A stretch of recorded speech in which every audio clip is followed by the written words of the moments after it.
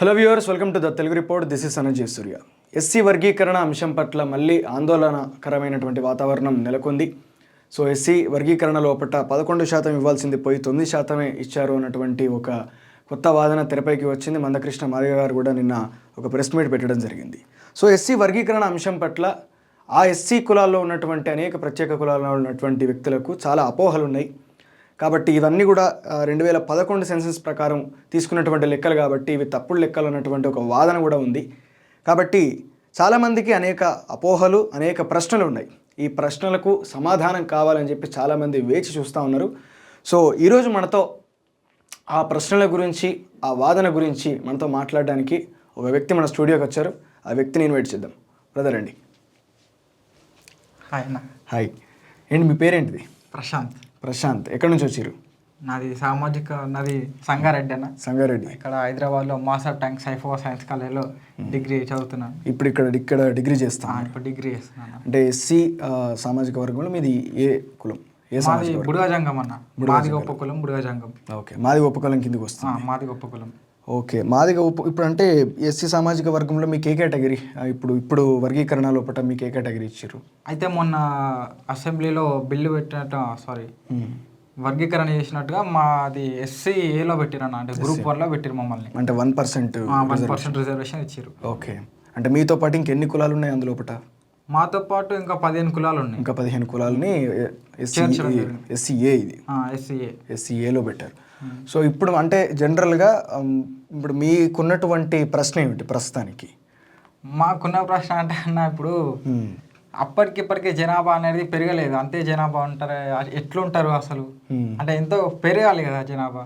2018లో మా బుడగజంగం నాయకులు, వివిధ సంఘాలు, మా బుడగజంగాల దాంట్లో ఉన్న సంఘాలు అందరు కలిసి సంగారెడ్డి జిల్లా కేంద్రంగా మా బుడగజంగాలందరినీ ఏకతాటిపైకి తీసుకొచ్చి అక్కడ సభ పెట్టి, సభలో మా నాయకులు చెప్పారు 1,00,000 జనాభా ఉన్నారు మా వాళ్ళు అని. అయితే మరి అప్పుడు 1,00,000 జనాభా ఉన్న ఇప్పుడు జస్ట్ 11,000 పెరుగుతారు. ఓకే. అంటే 2014 6 సంవత్సరాల్లో మా 11,000 పెరుగుతారు. 11,000 మాత్రమే పెరిగినట్టుగా ఇప్పుడు అంటే ఇంకా పెరుగు ఉంటారు మా వాళ్ళు. అది ఒక్కసారి గవర్నమెంట్ పునరు ఆలోచించాలని.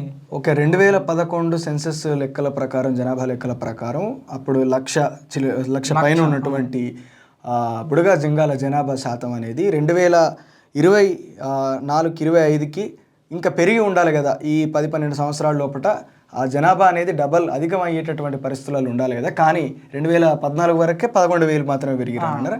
2014 వరకు 11,000 మాత్రమే పెరిగిరని అప్పుడంటే మరి 2025కు ఇంకా చాలా జనాభా అనేది పెరిగి ఉండాలి కదా అనేది అటు 10 సంవత్సరాల గ్యాప్లో వాళ్ళ జనాభా పెరగలేదా? అవును, పెరగలేదా అనేది ఒక ప్రశ్న.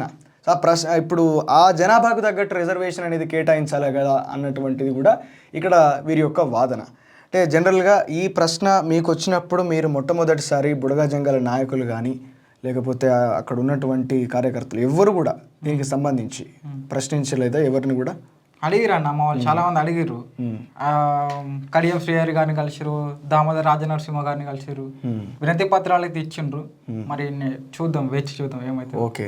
అంటే జనరల్గా ఒకటి ఏమిటంటే ఎస్సీ సామాజిక వర్గం లోపల ఈ ఎస్సీ వర్గీకరణ అనే అంశము తెరమీదికి రావడానికి ముఖ్యమైనటువంటి కారణం ఎస్సీ మాదిగా ఉపకులాలు అంటే ప్రత్యేక కులాలే. ఉపకులాలు అని చెప్పి మనం అంటా ఉన్నాం, కానీ ప్రత్యేక కులాలే, ప్రత్యేకమైనటువంటి అస్తిత్వం ఉన్నటువంటి కులాల లోపల ఇంతవరకు కూడా అసలు సామాజికంగా ఆర్థికంగా అభివృద్ధి చెందినటువంటి కులాలుగా అవి కాలేదు. అంటే సామాజికంగా ఆర్థికంగా ఆ కులాలు అభివృద్ధి చెందలేదు. అంతేకాకుండా చదువుకున్న వాళ్ళు, చదువుకున్నటువంటి వాళ్ళకు గుర్తింపు లేదు. చదువుకుందామంటే కూడా గుర్తింపు లేదు. అంటే జనరల్ క్యాస్ట్ సర్టిఫికెట్ రావాలంటే కూడా గుర్తింపు లేనటువంటి పరిస్థితి. రెల్లి కావచ్చు, డక్కలు కావచ్చు, బ్యాగర్ కావచ్చు, సింధోలు కావచ్చు, తమ్ముడు చెప్పినటువంటి ఈ బుడగ జంగం సామాజిక వర్గం కావచ్చు, ఈ వర్గాలు ఏవి కూడా అస్సలు ఒక సాధికారతను సాధించేటటువంటి వ్యవస్థ లోపల లేకుండా పోయినాయి. అట్లాంటి పరిస్థితుల నేపథ్యం లోపల నుంచి వచ్చి అంటే సామాజిక వివక్ష అనేది తీవ్రంగా ఇప్పటికీ కొనసాగుతుంది అనేక కులాల మీద. అట్లాంటి పరిస్థితుల లోపల ఇంకా అంటే మాదిగల కంటే మాలల కంటే కూడా ఇంకా చాలా వెనకబాటుతనానికి గురైనటువంటి సామాజిక వర్గం నుంచి వచ్చి తమ్ముడు ఇక్కడ సైఫాబాద్ సైన్స్ కాలేజీ లోపల బీజెడ్సీ డిగ్రీ చేస్తూ ఉన్నాడు. చాలా గొప్పగా మాట్లాడుతూ ఉన్నాడు. అంతేకాకుండా ప్రశ్నలు లేవనెత్తుతూ ఉన్నాడు. ఆ ప్రశ్నలకు సమాధానాలు కావాలని కూడా ప్రశ్నిస్తూ ఉన్నాడు. ఖచ్చితంగా దీని మీద క్లారిటీ ఇవ్వాల్సినటువంటి బాధ్యత ఖచ్చితంగా ప్రభుత్వం మీద ఉంది, నాయకుల మీద ఉన్నది. ఎందుకంటే ఇట్లాంటి ఇప్పుడు సామాజిక వర్గాలకు సంబంధించి వర్గీకరణ అనే అంశం అనేది ఏదో అట్లా ఒక హెడ్లైన్ లెక్క పెట్టి మాట్లాడడం, దాని తర్వాత చాలామందికి దాని గురించి క్లారిటీ లేకపోవడం. అసలు ఈ క్లారిటీ తెచ్చుకోవడానికి కూడా పాపం ఇంకా అమాయకంగానే ఇంకా చదువుకోకుండా వెనుకబాటుతనానికి గురవుతూ వస్తున్నటువంటి అనేక కులాలు ఉన్నాయి. మరి అట్లాంటి కులాలు బుడగా జంగాలు అంటే బుడగా జంగాల యొక్క కులవృత్తి జనరల్గా ఏముంటుంది తమ్ముడు? అన్న మాది భిక్షాటనే ఉంటుంది అన్న, ఎప్పటికైనా మాది భిక్షాటనే. అయితే మా నాన్న వాళ్ళు, మా అమ్మమ్మలు, మా తాతలు అంత భిక్షాటన వేసి బతుకురు. అటుగాక కొంతమంది బొంబాయి పోయి వలస కూడా బ్రతుకుతున్నారు. అక్కడ మా నాన్నలు చీర కట్టుకొని భిక్షాటన చేయడము అట్లా జరుగుతున్నది. అంటే బుడగా జంగం అనేటటువంటి ఈ పదం అనేది నిజానికి కొంతమంది ఈ జంగములు అనే ఆయగారులు అక్కడ వింటూ ఉంటాం, ఆ సామాజిక వర్గంలో వింటూ ఉంటాం. అంటే శివుడికి మీకు ఏమైనా సంబంధం ఉందా ఇందులో? అంటే మా దాంట్లో ఏముంటదంటే శివుడు పందెం తింటే పుట్టిన కులం అని ఒకరు అంటారు, శివుడు శాపం పెడితే పుట్టిన కులం అని ఒకరు అంటారు. ఓకే, కాబట్టి ఆ నిజమైన చరిత్ర ఏందో నాకు కూడా గ్రౌండ్కి వెళ్తేనే తెలుస్తుంది. ఓకే, అంటే నువ్వు ఒక పుస్తకం రాస్తున్నావు అని చెప్పి కూడా విన్నాను నేను. ఎట్లాంటి పుస్తకం, ఏంటిది అది? అదే అన్న, ఇప్పుడు మా వాళ్ళు బుడజంగాలు బాగా వెనుకబడిపోయారు కదా, ఆ వెనుకబడిపోయిన వాళ్ళని కాస్త ముందుకు తీసుకురావాలంటే బాబాసాహెబ్ అంబేద్కర్ ఇచ్చిన ఆశయంతో నేను బుడజంగాలు అనే ఒక బుక్ రాయడం జరుగుతుంది. బుడగ జంగాల యొక్క చరిత్ర, పూర్తి చరిత్ర. పెద్ద గోసాయి వారసులుగా మేము ఎట్లా కష్టాలు పడ్డాము, మా ఆర్థిక స్థితిగతులు ఏంది, మా వాళ్ళు ఎంతమంది చదువుకున్నారు, ఎందుకు ఇంత ఆధునిక కాలంకి వచ్చినా కూడా మా వాళ్ళు చదువుకోలేకపోతే, ఇంకా సాధికారత సాధించలేకపోతాం, ఇంకా కొంతమంది క్యాస్ట్ సర్టిఫికేట్ కూడా రాని పరిస్థితి మాకు ఉన్నదన్న. ఓకే, అంటే ఇంక మీకు కాస్ట్ సర్టిఫికేట్ గుర్తింపు కూడా ఇవ్వనటువంటి పరిస్థితి ఉంది ఇప్పటికి. ఇప్పుడు నేనైతే ఇక్కడ హైదరాబాద్ ఇంత పెద్ద మహానగరంలోకి వచ్చి చదువుతున్నా అంటే కారణం మందకృష్ణ అన్ననే. అన్నకి ఒక్కసారి థ్యాంక్స్ చెప్తున్నా అన్న. ఎందుకంటే అన్న లేకపోతే నా క్యాస్ట్ సర్టిఫికేట్ రాకపోవు అసలు. ఓకే, అన్న వర్గీకరణ ఉద్యమం తీసుకోకపోతే ఈ క్యాస్ట్ సర్టిఫికేట్ రాకపోతేనే నేను ఇంత మహానగరంలోకి వచ్చి డిగ్రీ చేసి మీ ముందు మాట్లాడడం అయితే కాదు. అంటే మీకు కాస్ట్ సర్టిఫికేట్ ఏ సంవత్సరం నుంచి ఇస్తున్నారు? అంటే ఇప్పుడు మందకృష్ణ మాదిగన్న చేసినటువంటి పోరాటం తర్వాత ఎన్ని సంవత్సరాలు అవుతుంది మీ సామాజిక వర్గానికి కాస్ట్ సర్టిఫికేట్స్ ఇష్యూ చేసి? అంటే ఇష్యూ చేసింది ఎప్పుడు చేసిరు, కానీ కొంతమంది ఎంఆర్ఓలు ఇవ్వలేదు, అసలు గుర్తింపుని ఇవ్వలేదు.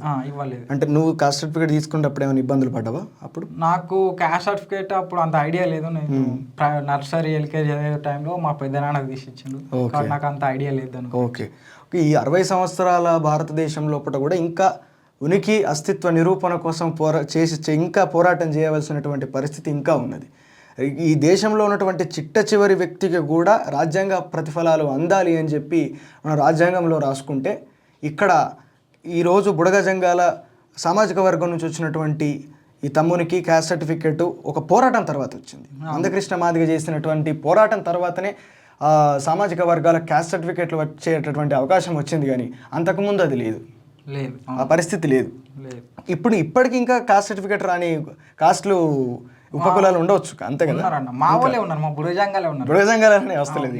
ఇప్పటికీ బుడగజంగాల లోపలనే కాస్ట్ సర్టిఫికేట్ ఇస్తలేరని కూడా, అంటే బుడగజంగాలకు కాస్త కూస్త చదువుకున్న వాళ్ళు కాబట్టి వాళ్ళు ఉండబట్టి వస్తున్నాయి కాబట్టి, కానీ ఖచ్చితంగా బుడగజంగాలకు అంటే ఎవరో ఒకరు అక్కడ నిలబడి వీళ్ళు ఖచ్చితంగా ఇవ్వండి, ఇప్పుడు మీ పెద్దనాన్న లాంటి వాళ్ళు మీకు సాయం చేశారు కాబట్టి మీకు కాస్ట్ సర్టిఫికేట్ వచ్చింది.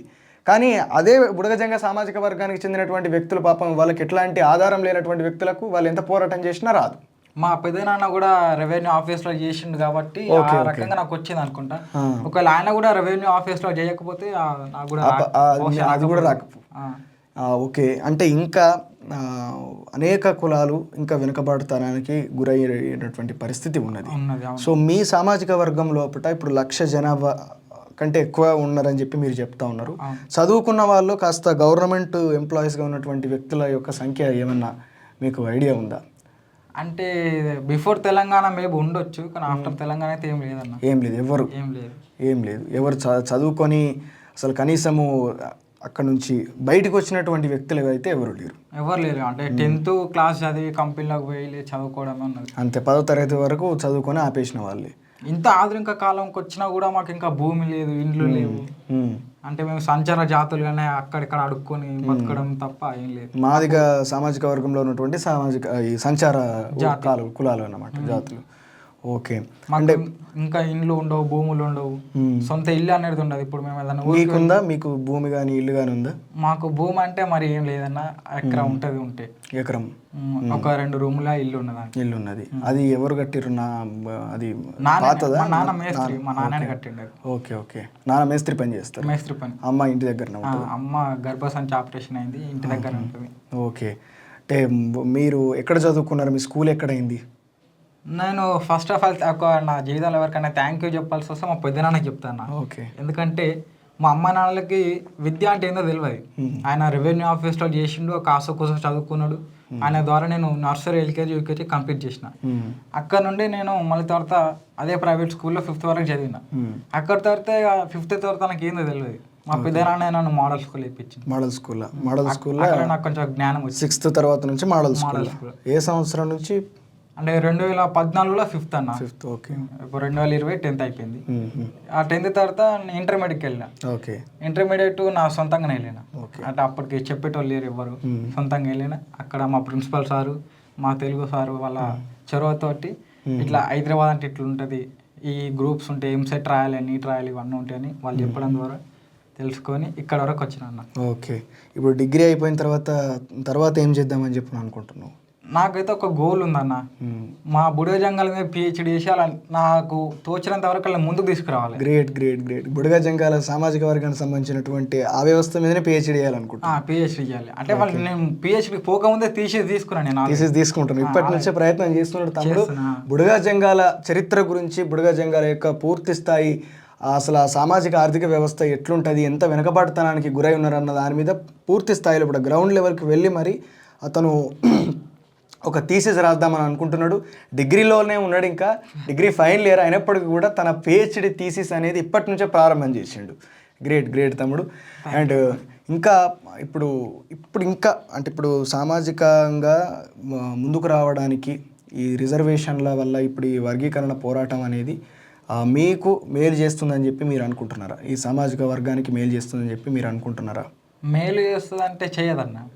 ఎందుకు చేయదు? మా దాంట్లో 15 కులాలు ఉన్నాయి. ఆ 15 ఎస్సీలో 15 కులాలు ఉన్నాయి మాతో పాటు. అందులో ఎక్కువ జనాభా ఉన్నది మేమే. 1,11,000 మొన్న వాళ్ళు తీసిన లెక్కల ప్రకారం. ఎక్కువ జనాభా ఎవరుకుంటే వాళ్ళకి రిజర్వేషన్ వస్తుంది. అందులో ఇంకా డక్కలు ఉన్నారు, చిందు ఉన్నారు, వాళ్ళు కూడా మీ కిందికి వచ్చిర్రా? అవును, ఆ 15 కులాల కిందికి వచ్చి. 15 కులాలు. అవును. మరి 1% రిజర్వేషన్ ఎక్కడ సరిపోతుంది? అది ఓన్లీ బుడగ జంగాలకు వస్తుంది. అంటే మళ్ళీ అన్యాయం జరిగినట్టే. మిగతా కులాలకు అన్యాయం జరిగినట్టే. ఓకే. మేము బాగుపడితే ఎస్సీ అందరు బాగుపడ్డట్టు కాదు కదా తమ్ముడు. ఎంత గొప్ప ఆలోచన అంటే, మేము బుడగ జంగాలము మా సంఖ్య ఎక్కువ ఉన్నది కాబట్టి మేము బాగుపడతాం, మా తక్కిన ఇంకా 14 కులాల సంగతి ఏందని చెప్పి చాలా గొప్ప మనసుతోటి మాట్లాడుతూ ఉన్నాడు. ఇది ఎందుకంటే ఇది ఒక విషయం ఖచ్చితంగా మనం ఆలోచించవలసినటువంటి అవసరం ఉన్నది. ఇక్కడ కేవలం నా సామాజిక వర్గం బాగుపడితే ఎట్లా, ఇంకా బయటికి రాని, ఇంకా సామాజికంగా ఆర్థికంగా ఎట్లాంటి అభ్యున్నతి పొందినటువంటి కులాలు ఎన్నడూ బయటికి రావాలి, ఎన్నడూ వారి యొక్క సాధికారత సాధించాలి అని చెప్పి తమ్ముడు ప్రశ్నిస్తూ ఉన్నాడు. ఒక వెనక పూర్తిగా అసలు సమాజం నుంచి పూర్తిగా నెట్టివేయబడ్డ కులం నుంచి వచ్చి ఇంత గొప్పగా చదువుకొని, ఇంత గొప్పగా ఆలోచిస్తూ, ఇంత గొప్పగా ప్రశ్నిస్తూ ఇక్కడ ముందుకు వచ్చి మాట్లాడినప్పుడు మరి వర్గీకరణ పోరాటం అనేది మాదిగలకు అందరికీ కూడా సమానంగా అందరికీ ఇస్తరేసి వడ్డించేటట్టు ఉంటుంది ఖచ్చితంగా అని చెప్పి ఇప్పుడు వర్గీకరణ పోరాట స్ఫూర్తి అదే అని చెప్పి చెప్తా ఉన్నారు. మరి మీరు మాదిగ ఉపకులం కాబట్టి ఏదైతే ఇప్పుడు 9% ఇచ్చినటువంటి మాదిగ ఉపకులాలకు ఇచ్చినటువంటి రిజర్వేషన్ లోపల ఆ కాస్ట్ లోపల వేసినప్పుడు అందరికీ ఎక్కువగా ఫలాలు దక్కేటటువంటి అవకాశం ఉంటుంది.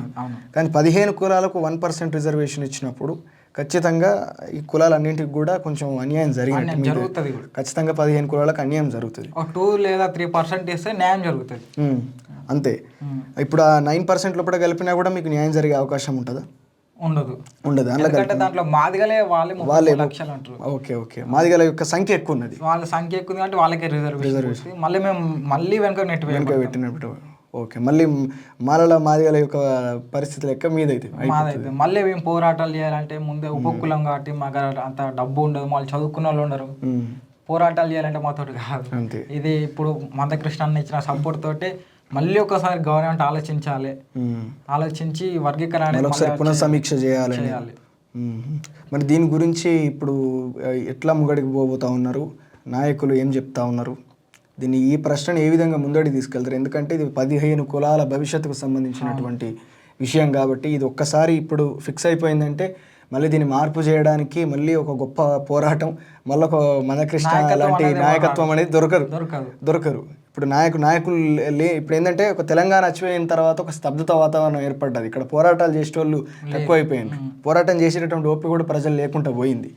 ఇప్పుడు ఈరోజు వర్గీకరణ 30 ఏళ్ళ పోరాటం, అది 30 ఏళ్ళ పోరాటం తర్వాత ఇప్పుడు వర్గీకరణ అయిపోయినాక అంటే ఒక్కసారి రైట్ అయిపోయింది అని చెప్పని అనుకుంటే మళ్ళీ మీ తరపున నిలబడడానికి, అంటే మీ తరపున ఇన్ ద సెన్స్ ఎవరైతే అంచివేయబడుతున్నారో ఇంకా వెనుకకు నెట్టివేసే పరిస్థితులకు వెళ్ళిపోతున్నారో వాళ్ళ తరపున నిలబడడానికి మళ్ళీ గొప్ప నాయకత్వం అనేది రాదు. సో ఇప్పుడు ఏదైనా సాధించుకోగలిగితే సాధించుకోవాలి. మరి ఈ ప్రశ్నను ఎక్కడి దాకా తీసుకెళ్లే అవకాశం ఉన్నది? మరి ఈ ప్రశ్నకు సమాధానం ఏమనుకుంటున్నారు? ప్రశ్నకు సమాధానం అంటే ఇప్పుడు అన్నకు సపోర్ట్గానే ఉంటాం, మందకృష్ణ అన్నకి ఎప్పుడు సపోర్ట్ ఉంటాము. అన్నను పట్టుకునే ముందుకు వెళ్తాం. ఎందుకంటే అంత గొప్ప నాయకత్వం ఎవరు ఉండరు. 30 సంవత్సరాల నుంచి ఒక నల్ల కండువ అనే తప్ప వేరే కండువ వేసుకోలేదు అన్న. కాబట్టి అన్నతో పాటే మేము నడుస్తాము. మా బాధలు ఏముంటే అన్నకు బాగా తెలుసు. కాబట్టి అన్న దగ్గరికి వెళ్ళి మేము అన్నని అంటే కలిసినాం, మినిస్టర్లను ఎమ్మెల్యేలను కూడా కలిసినాము. వాళ్ళు కూడా ఆలోచిస్తారని కోరుతున్నా. ఈ గొప్ప నాయకత్వం అయితే కంపల్సరీ రాదు. ఇక దీపం ఉన్నప్పుడు ఇల్లు చక్క పెట్టుకోవాలి. కాబట్టి మరి మందకృష్ణ అన్న దగ్గరికి ఈ ప్రశ్న తీసుకొని పోయిర్రా? తీసుకెళ్తాం అన్న. ఇంకా అన్న దగ్గర దాకా పోలేదు. అంటే అన్న కూడా తెలుసు, అన్న కూడా అర్థమవుతుంది. మేము చెప్పకుండా కూడా ఆయన అర్థం చేసుకోగలుగుతారు. కానీ చెప్తే కూడా బాగుంటుంది. ఓకే, చెప్తాం అన్నకు కూడా. ఓకే, అన్నకు ఇప్పుడు ఇంకా అక్కడ దాకా విషయాన్ని తీసుకొని పోలేదన్నమాట. మినిస్టర్ల దగ్గరికి, కాంగ్రెస్ గవర్నమెంట్ దగ్గరికి పోయారు కానీ ఇంకా మందకృష్ణ దగ్గరికి వెళ్ళలేదు. మందకృష్ణ గారికి ఈ ప్రశ్న ఆనాడు ఒక ప్రశ్న అనేది ఒక మీటింగ్ జరుగుతా అంటే ఆదిజాంబవ అరుంధతి సంఘం వేసినటువంటి ఎస్సీ వర్గీకరణ సంబంధించినటువంటి అంశంకి సంబంధించినటువంటి ప్రశ్న ఒక కరపత్రం రూపం లోపల గద్దరన్న దగ్గరికి పోయిందట. చాలా గొప్ప ప్రశ్న మన ముంగటికి, ఎవరు వేస్తలేరు అనుకున్నటువంటి ప్రశ్న మన ముంగటికి వచ్చింది. ఈ ప్రశ్న గురించి మనం చర్చ చేయాలంటే ఆనాడు మందకృష్ణ గారు మొదలుపెట్టినటువంటి పోరాటం 30 సంవత్సరాలు ఈ విధంగా కొనసాగి ఆ తర్వాత ఒక వాళ్ళు అనుకున్నంత కాకపోయినా ఇప్పుడు కాస్తో కూస్తో ఆ ఎజెండా అనేది ఫలించేటటువంటి ప్రయత్నము ఇప్పుడు కొనసాగుతా అంటే అందులోపట కూడా అనేక ప్రశ్నలు ఉత్పన్నమవుతాయి. కాబట్టి ఈ ప్రశ్నలకు కూడా సమాధానం దొరకాలి. ఎందుకంటే ఈరోజు ఈడబ్ల్యూఎస్ అనేది రాత్రికి రాత్రి అగ్రవర్ణాలకు ఎటువంటి అడ్డంకులు లేకుండా, ఎటువంటి ఇబ్బందులు లేకుండా వచ్చేసినటువంటి సిచ్యువేషన్. కానీ జరిగిపోతుంది అన్న. ఎందుకంటే ఆ డబ్బు బలం ఉంటుంది, ఆర్థిక బలం ఉంటుంది, అంగబలం ఉంటుంది, రాజకీయ బలం ఉంటుంది. కాబట్టి ఇక్కడ మనకేముండదు, ఇక్కడ ఏముంటుంది. అది ఇక్కడ ఎంత పోరాటం, ఏది సాధించాలనుకున్నా గొప్ప పోరాటం చేయాలి. బాబాసాహెబ్ చెప్పింది అదే, అంతే కదా, పోరాటం ద్వారానే ఏదైనా సాధించగలుగుతామని. కాబట్టి ఇంకా పోరాటం అంటే 30 ఏళ్ళ నుంచి 2000 ఏళ్ళ నుంచి పోరాటం చేసిరు, 30 ఏళ్ళ నుంచి రిజర్వేషన్ల ఫలాల కోసం పోరాటం చేసిరు. కానీ ఇప్పుడు ఇంకా ఆ రిజర్వేషన్ ఫలాల లోపల జరుగుతున్నటువంటి అన్యాయం గురించి ఇంకా ఇప్పుడు ఏవైతే ఈ ఏ కేటగిరీ లోపల కదా ఎస్సీ ఏ కేటగిరీ లోపల ఉన్నటువంటి 15 కులాల పోరాటం అంటే ఆ 15 కులాలకు ఎవరు నాయకత్వం వహించాలి, ఎవరు ఆ పోరాటాన్ని ముందుకు తీసుకుపోవాలి, ఆ పోరాటం ఎప్పుడు ఫలితం సాధించాలి. కాబట్టి దీని గురించి మందకృష్ణ కూడా ఆలోచించాలి, అదేవిధంగా ప్రభుత్వం కూడా ఆలోచించాలి. అసలు ప్రభుత్వానికి కులాలను గుర్తించేటటువంటి ఆలోచన ఉందా లేదా, ఇది పెద్ద విషయమే కాదన్నట్టుగా ఆలోచిస్తే మాత్రం ఖచ్చితంగా దెబ్బతినే అవకాశం ఉంటుంది. కాబట్టి ప్రభుత్వం వీటి మీద మళ్ళీ పునఃసమీక్ష జరిపించాలి. ఖచ్చితంగా ఏవైతే బుడగా జంగాలతో పాటు ఎస్సీ ఏ కేటగిరీలో ఉన్నటువంటి అనేక 15 కులాలు ఏవైతే ఉన్నాయో వాటి గురించి కూడా శ్రద్ధ తీసుకొని ఆ రిజర్వేషన్ శాతాన్ని పెంచేటటువంటి నిర్ణయం ఖచ్చితంగా తీసుకోవాలని చెప్పి ఆశిద్దాం. Thank you.